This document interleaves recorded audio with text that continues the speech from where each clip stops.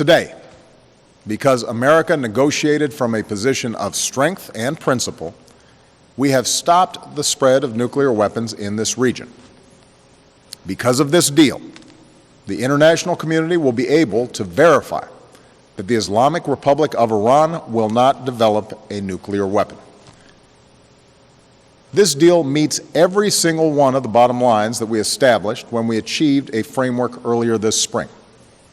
Every pathway to a nuclear weapon is cut off, and the inspection and transparency regime necessary to verify that objective will be put in place. Because of this deal, Iran will not produce the highly enriched uranium and weapons-grade plutonium that form the raw materials necessary for a nuclear bomb. Because of this deal, Iran will remove 2/3 of its installed centrifuges, the machines necessary to produce highly enriched uranium for a bomb, and store them under constant international supervision. Iran will not use its advanced centrifuges to produce enriched uranium for the next decade. Iran will also get rid of 98% of its stockpile of enriched uranium.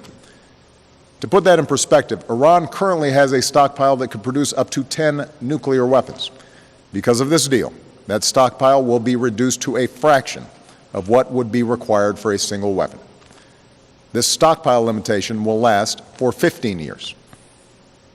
Because of this deal, Iran will modify the core of its reactor in Iraq so that it will not produce weapons-grade plutonium. And it has agreed to ship the spent fuel from the reactor out of the country for the lifetime of the reactor. For at least the next 15 years, Iran will not build any new heavy water reactors. Because of this deal, we will, for the first time, be in a position to verify all of these commitments. That means this deal is not built on trust. It is built on verification. Inspectors will have 24/7 access to Iran's key nuclear facilities.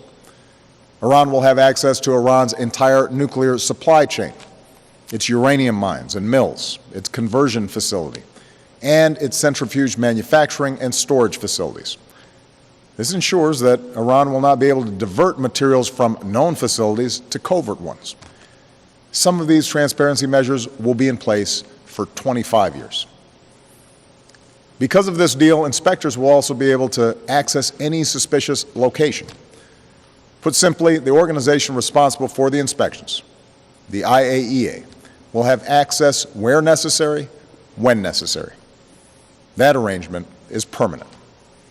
And the IAEA has also reached an agreement with Iran to get access that it needs to complete its investigation into the possible military dimensions of Iran's past nuclear research.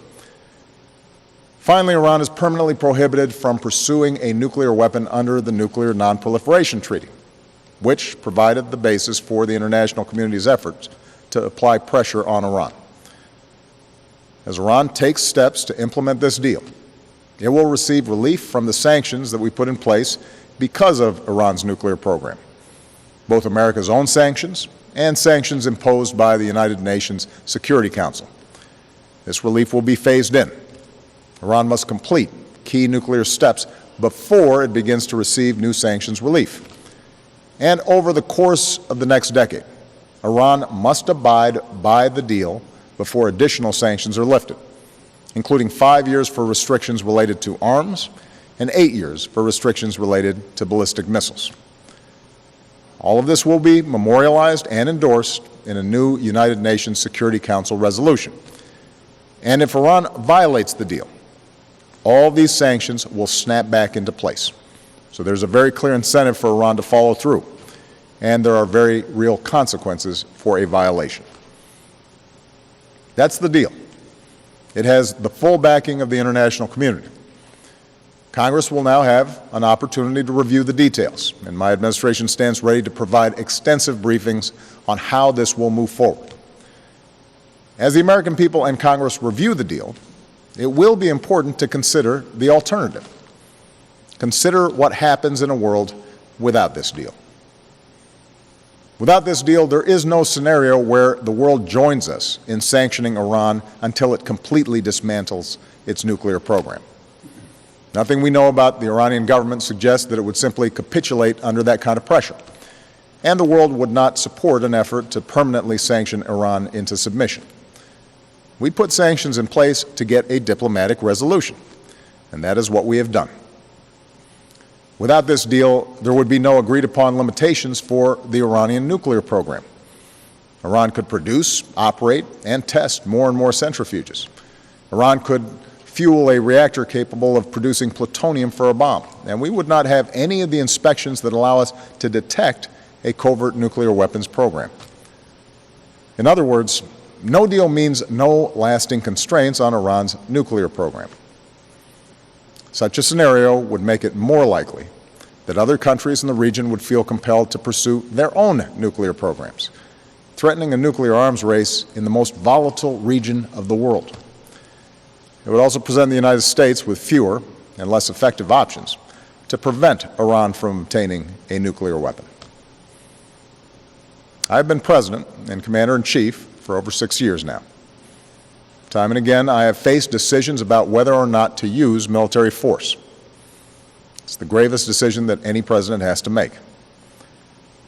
Many times, in multiple countries, I have decided to use force, and I will never hesitate to do so when it is in our national security interest.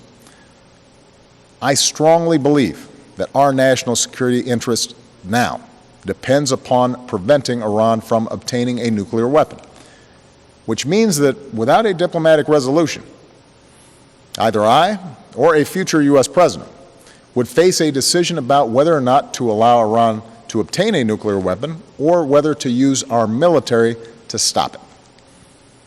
Put simply, no deal means a greater chance of more war in the Middle East. Moreover, we give nothing up by testing whether or not this problem can be solved peacefully. If, in a worst-case scenario, Iran violates the deal, the same options that are available to me today will be available to any U.S. president in the future. And I have no doubt that 10 or 15 years from now, the person who holds this office will be in a far stronger position, with Iran further away from a weapon, and with the inspections and transparency that allow us to monitor the Iranian program. For this reason, I believe it would be irresponsible to walk away from this deal.